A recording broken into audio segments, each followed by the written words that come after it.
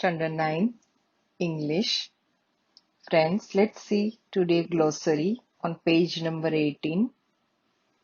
So you have to write down all this glossary in your notebook.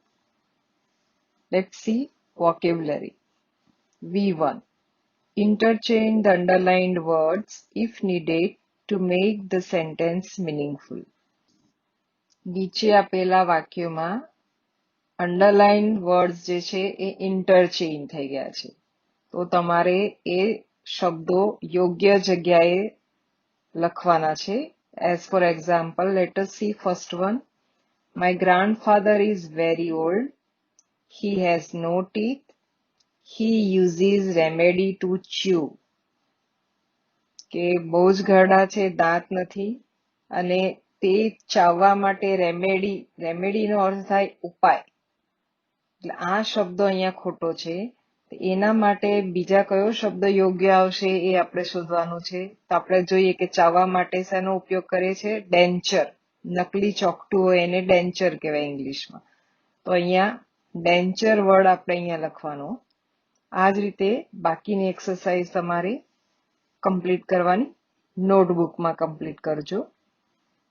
Now V2. Make a list of sentences from the lesson wherein these words are used. નીચે આપેલા જે શબ્દો છે એ શબ્દો પાઠમાં ક્યાં use થયા છે એ સેન્ટેન્સીસ તમારે ફરીથી લખવાના છે. એટલે તમને ખબર પડે કે આ શબ્દોનો ઉપયોગ શું થાય. તો you can do this exercise in your notebook. કારણ કે અહીંયા સ્પેસ બહુ જ ઓછી છે એટલે તમે બરાબર લખી શકશો નહીં. So better you can write down in your notebook. Now let us see V3. Classify the words. નીચે 3 પ્રકારના tables છે. Type of teeth, symptoms of teeth problem, cure of teeth problems. જે અહીં શબ્દો આપ્યા છે તમારે આ 3 બોક્સીસમાં લખવાના છે. As for example, deciduous. So deciduous શેમાં આવશે?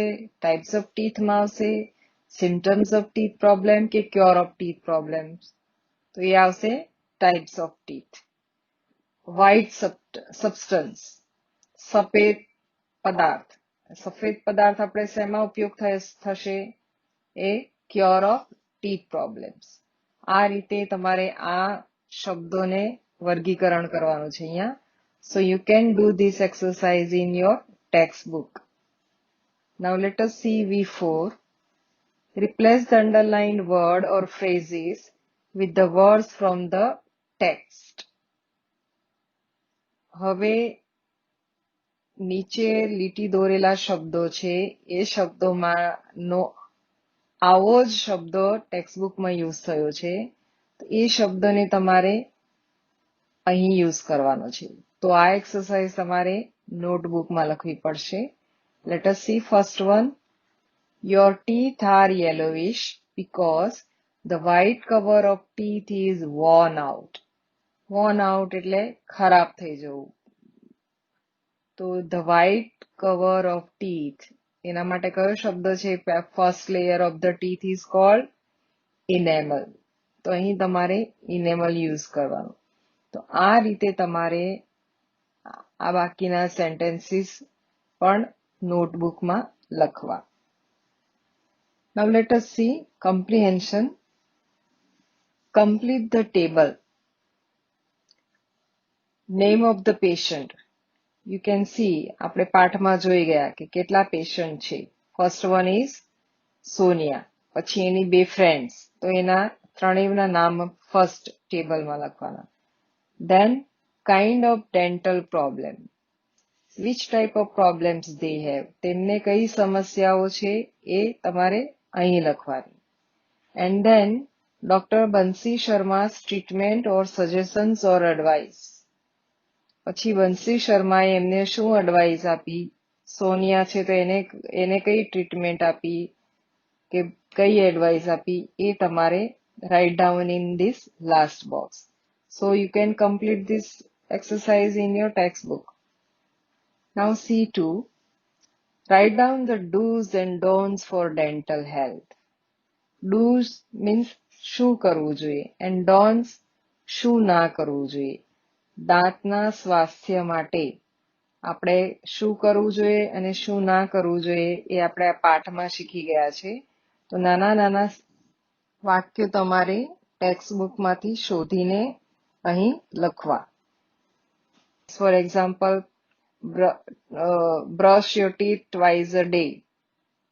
આ રીતે ડૂઝ શું કરવું જોઈએ એન્ડ ડોન્ટ્સ કયું ના કરવું જોઈએ કે જે આપણા દાંતના સ્વાસ્થ્ય માટે હાનિકારક છે. So you can write this exercise in your textbook. Now turn the page. Answer these questions.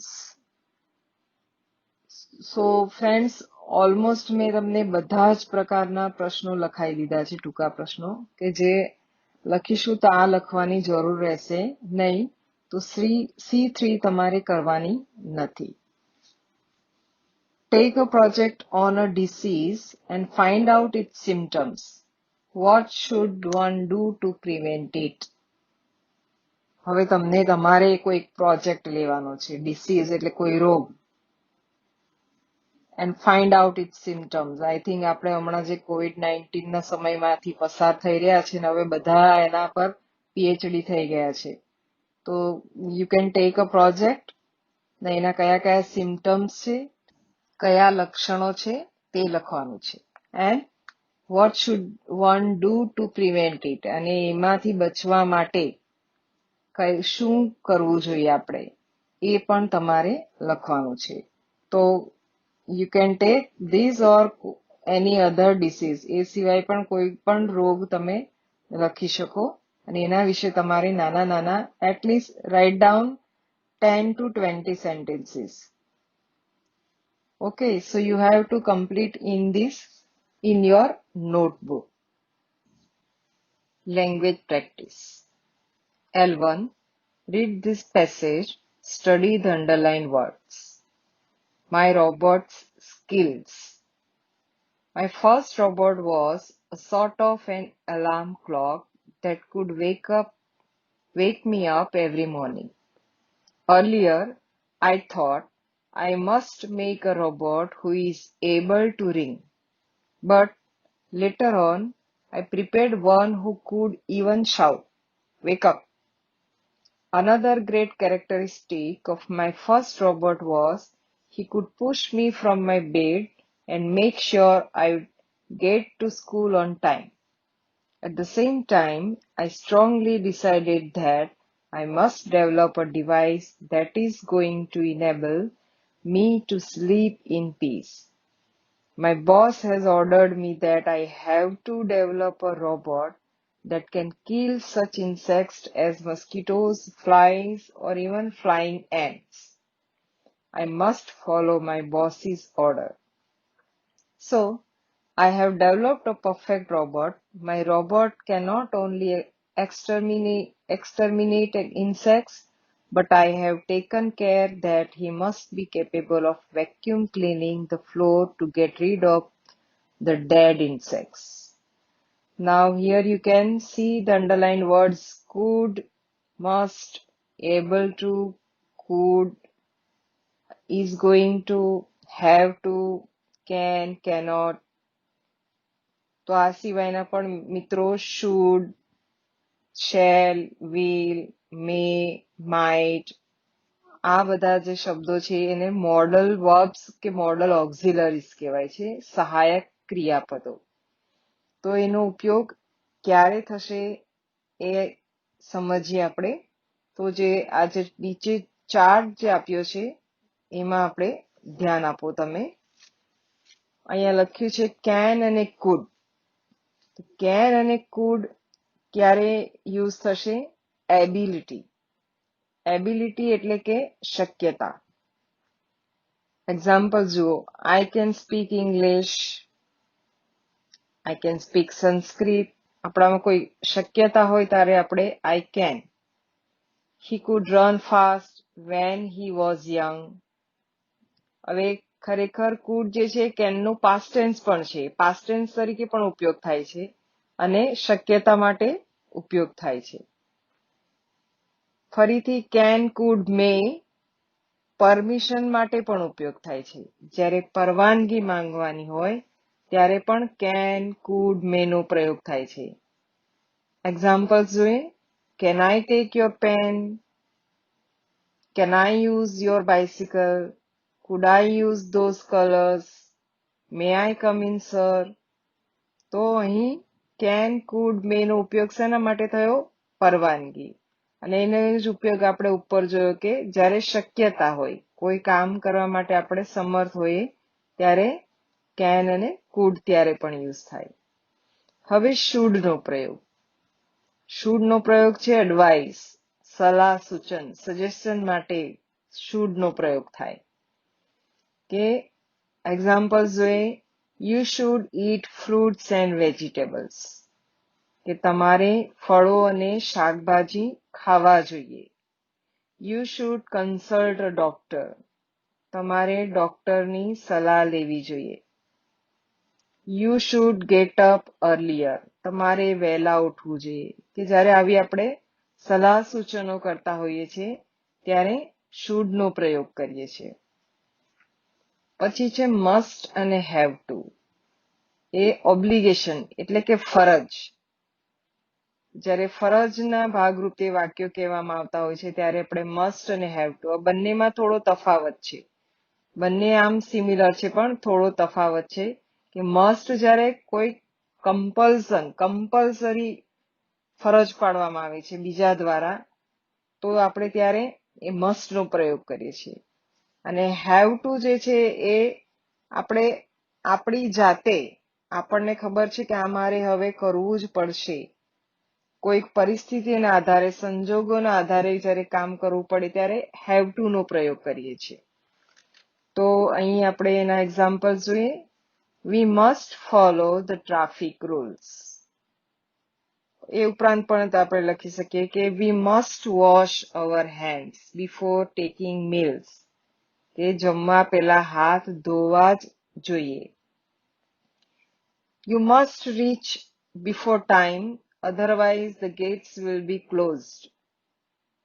તમારે સમય પહેલા પહોંચી જ જવું પડશે, નહીં તો દરવાજા બંધ થઈ જશે. તો આ રીતે જે કામ ફરજિયાત કરવું પડતું હોય ત્યારે આપણે મસ્ટ નો પ્રયોગ કરશે. And I have to brush my teeth twice a day. મારે દિવસમાં 2 વાર બ્રશ કરવું જ જોઈએ.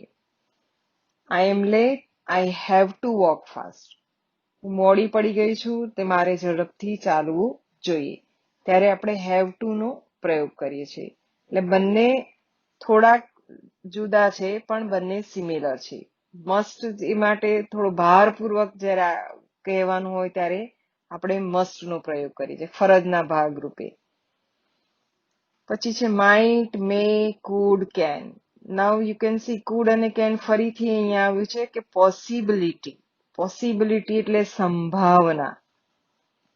કોઈ વસ્તુની સંભાવના છે, સંભવી શકે એવું જ્યારે કહેવાનું હોય ત્યારે પણ કેન અને કુડ નો યુઝ થાય છે. તો અહીંયા જોઈએ આપણે example. It's too dark, it may rain. ખૂબ જ અંધારું થઈ ગયું છે, કદાચ વરસાદ આવી શકે. It's beautiful but it might be expensive. ખૂબ સુંદર છે પણ કદાચ એ ખૂબ મોંઘું હોઈ શકે. It's raining, papa can come late.